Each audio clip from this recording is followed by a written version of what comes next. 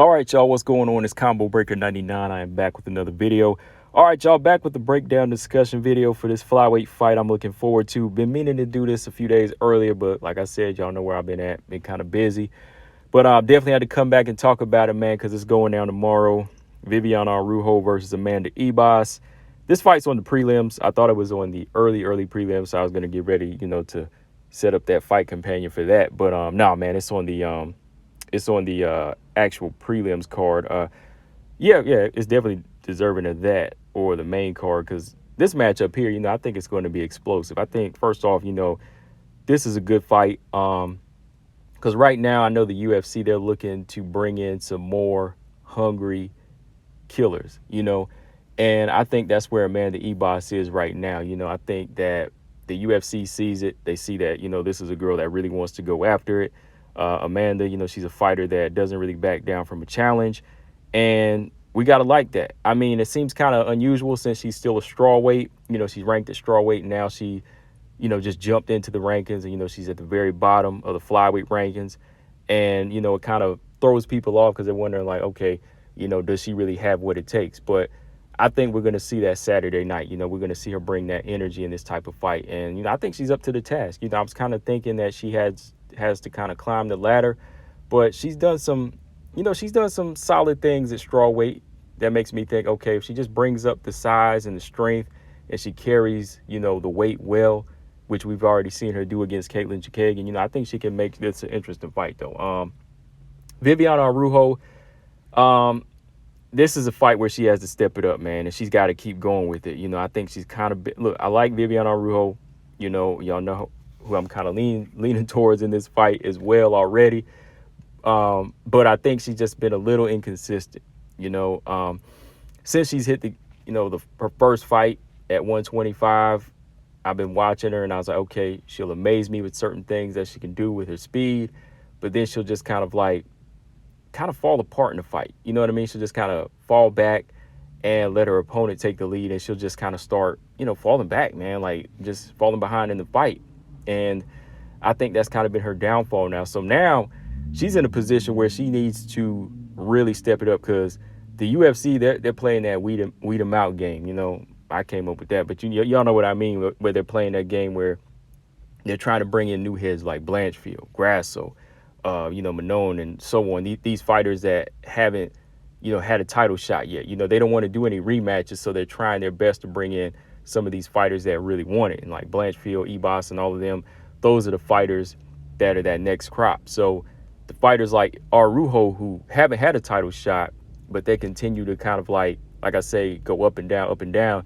They want to get them out the way, and that's where Araujo's at. She'll come in with the win like against Andrea Lee, but then she'll come up short against Grass. So she'll beat another fighter like Alexa Davis, but then she'll lose to like Caitlin Chikagan. She won't just keep it going, right? So she's in that position where she has to keep it going.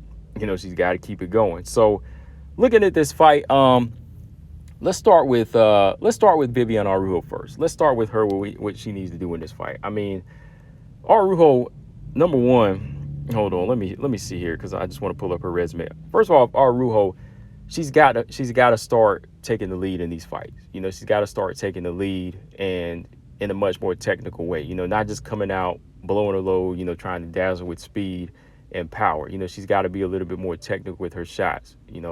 Take a page out of the person that beat you. Alexa Grasso. You know what I mean? Start, setting up her shots a little bit more, fighting behind her jab in a much smarter way, and start setting up that right hand. Just don't start lobbing shots looking for a firefight. Especially in a fight with Ribas. I think Ribas is going to be game for the plans that she can set up. With her type of speed and counterpunching.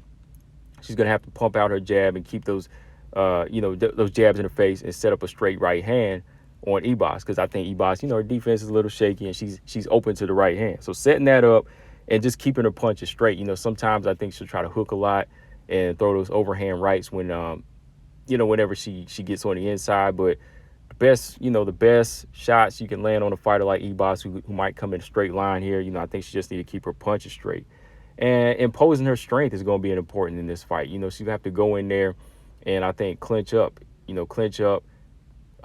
be smart, again, don't waste her energy, but, impose her strength and the muscle on Amanda Ebas. You know, you don't want to spend too much time on the ground because she could overexert herself, and Ebas is good on the ground. You know, her jiu-jitsu is solid too. You know, she could lock her in off of her back. You know, Ebas is good like that. So imposing her strength, you know, I think a lot of, you know, good clinch work and, you know, wrestling. You know, I think she needs to try to wrestle Ebas in certain you know, I think she needs to really take her time, but just pick certain moments to do it.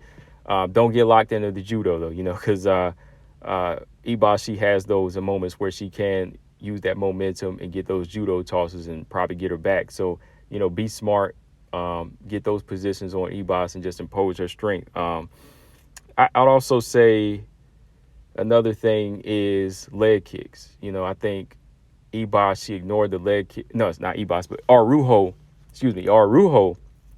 ignored her leg kicks in the last fight, you know, against Grasso. It would have been so much smarter for her to start landing those leg kicks early so it would open up shots upstairs, but she just abandoned them, you know, and she's quick. So in this fight here, when you're dealing with a fighter that's coming in a straight line like Ebas, who's going to want to push the fight, you know, you got to start ripping at those legs early. You know, that way you can slow her down, open up headshots and body shots, you know. So those are the things I want to see Araujo do in this fight. You know, just set up her right hand, keeping those punches straight, impose her size or her strength at least, you know, the physical strength that she has, and, you know, do a lot of educated wrestling moments. You know what I mean? Don't just go in there and overexert like in the first or second round.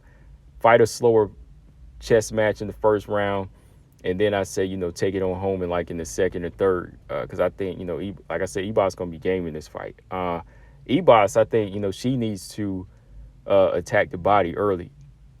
You know, I think she needs to attack the body of Araujo. You know, I want to see her go in there and take away her legs and her cardio by attacking the body early. You know, front kicks, you throw those front kicks, because in the Grasso fight, I think Araujo kind of showed her level of IQ. Sometimes she can definitely be outboxed. You know what I mean? She could definitely be outboxed. She's a good striker, but she can be outstruck. You know, she can be out kickboxed and outboxed in fights. So I think Ebas needs to attack that body early on in this fight, and she needs to throw a lot of combinations. You know, throw some combinations and outwork. You know, Araujo is the faster fighter, but once you get a combination going, you can get off on her. Sometime when she sits back, you can just fire off and land a few shots on her, step back, make her chase you, boom, boom, boom, hit her with some more combinations, turn an angle on her, and step back and just keep repeating that, you know, until every now and then I think Ebas could sneak in her own takedowns, you know. And by the time you start working combinations in the first or second round, you can get Araujo a little bit flustered, and that's where she can get in her own takedowns and get that top position and just kind of out grapple Araujo, you know, just kind of wear her down, put her on her back at that point, because then she'll be a little bit worn down, you know. So that's the type of fight I want to see Ebas fight. A little bit more explosive and unorthodox at times, but stay on that educated striking as well, you know, because Ebas, she does have a good jab too. You know, she does have a good jab that can set up combinations in this type of fight. Because, yeah, again, Araujo, she throws some pretty punches, but I think it's her IQ sometimes, you know, her selection. She can kind of get thrown off in these fights. So how I see this fight playing out, man, I see some big shots being landed. I see some folks getting rattled. I see some heads getting snapped back in this fight. I say that because both of these fighters, they do go after it. Again, Araujo, sometimes she'll sit back and, you know, she will go the decision. Like, you know, she hasn't stopped a lot of fighters and she hasn't been stopped. But I think together with these two type of fighters and the way Ebas moves, you know, she's the type to really go after. And I think you got Araujo's, her combination, her punching power and Ebas's recklessness, man. I honestly could see Araujo getting a stoppage win. But I really wouldn't be surprised that if she doesn't get the stoppage and Ebas's chin holds up at 125, because, you know, maybe the weight cut's an issue at strawweight. You know, maybe at this weight she'll be able to take a few more punches. If she's able to stay in it, Araujo might get a little frustrated, and I could see Ebas winning the decision as well. So I'm gonna settle. I'm not gonna bet on this one. I'm gonna settle on Araujo by possible stoppage or decision, but definitely open to seeing Ibas winning this decision. I don't see Ibas submitting or stopping Araujo in this fight. I think you have to have I think you have to have a lot of power to get her out of there. And good counterpunch and to actually get somebody like Araujo out of there. And I don't think Ibas really has that striking IQ to set up anything big or that type of power. So yeah, I'm gonna go with Araujo in this one, guys. Let me know in the comment section what y'all think, and yeah, I'll be back with my quick breakdown discussion for Shevchenko Grasso as well. This one should be a good fight though. I'll try to get in a fight companion for this one too. Let me know what y'all think. Combo Breaker 99. I'm out. Subscribe. Peace.